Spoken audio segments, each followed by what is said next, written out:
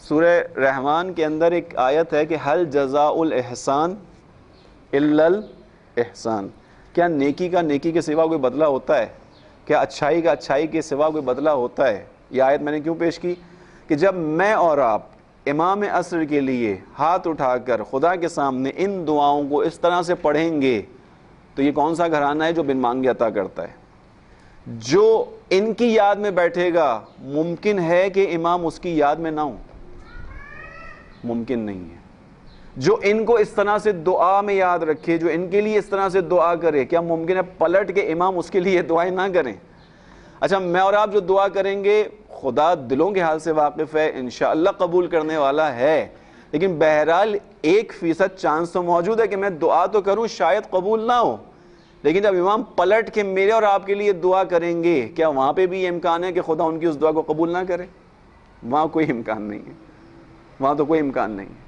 آپ سوچئے کہ خدا مجھے اور آپ کو کتنی ترقی دے رہا ہے، مجھے اور آپ کو ان دعاؤں کے ذریعے کس مقام تک پہنچا رہا ہے کہ میں یہ دعا کر رہا ہوں، امام حل جزاء الاحسان الا الاحسان کے مطابق یقیناً میرے اور آپ کے لیے دعا کریں گے کہ اگر میں اور آپ ان کے لیے دعا نہ بھی کریں تب بھی وہ دعا کرتے ہیں، میں اور آپ نہ بھی کریں تب بھی وہ کرتے ہیں۔ اس کے واقعات کتابوں میں لکھے ہوئے ہیں، سید ابن طاؤس نے بیان کیا ہے، بہت سارے علماء کے واقعات ہیں کہ امام نے خود کہا انا غیر محملین لمراعاتکم، شیعوں تمہاری دیکھ بھال سے کوتاہی نہیں کرتا، ولا ناسین لذکرکم، تمہارے ذکر سے غفلت نہیں کرتا، تمہاری یاد کو بھلاتا نہیں ہوں۔ کیا مطلب ہے؟ تمہیں دعاؤں میں یاد رکھتا ہوں۔ تو میں اور آپ تو نہیں کر رہے تب بھی امام کر رہے ہیں، لیکن اگر میں اور آپ کرنے بیٹھ جائیں تو اب کیا ہوگا؟ جب آپ کو کوئی دعا دیتا ہے تو آپ پلٹ کے کیا کرتے ہیں؟ آپ کی اولاد کے لیے کوئی دعا دیتا ہے آپ اس کو پلٹ کے کیا کہتے ہیں؟ خدا آپ کی اولاد کو مثلا امتحان میں کامیاب کرے، آپ پلٹ کے کہتے ہیں خدا آپ کی بھی اولاد کو کامیاب کرے، کہتے ہیں نہیں کہتے؟ یہ تو عام انسان کر رہے ہیں ایک دوسرے کے ساتھ، تو اگر میں امام کے لیے دعائیں کروں تو امام میرے لیے کس طرح سے دعا کریں گے؟ پلٹ کے ضرور کریں گے، اور ان کی دعا قبول ہے، یاد رکھیے گا، امام کی دعا قبول ہے، خدا کی بارگاہ میں مقبول ہے۔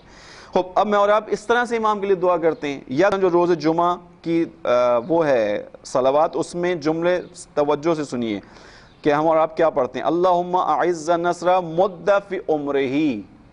انسان یہ دعائیں اس کو دیتا ہے جو اس کو عزیز ہو۔ ایک باپ اپنی اولاد کی طول عمر کی دعا کرتا ہے، اولاد اپنے ماں باپ کی طول عمر کی دعا کرتی ہے۔ یہاں جو ماننے والے ہیں امام کے، ان سے کہا گیا آؤ ان دعاؤں کو پڑھو۔ کیا پڑھو؟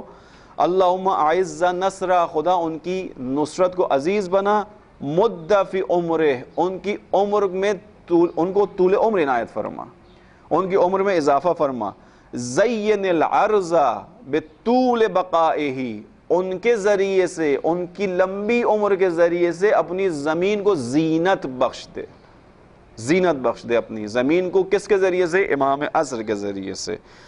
اللہم اکفہ بغی الحاسدین، خدا حسد کرنے والوں کے حسد سے امام کو محفوظ فرما۔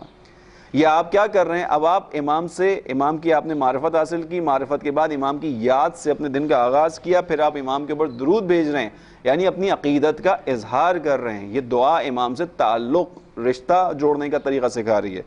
اللہم اکفی بغی الحاسدین واعذہ من شر الکائدین، قید کرنے والے، چال چلنے والوں کے چالوں سے امام کو محفوظ فرما۔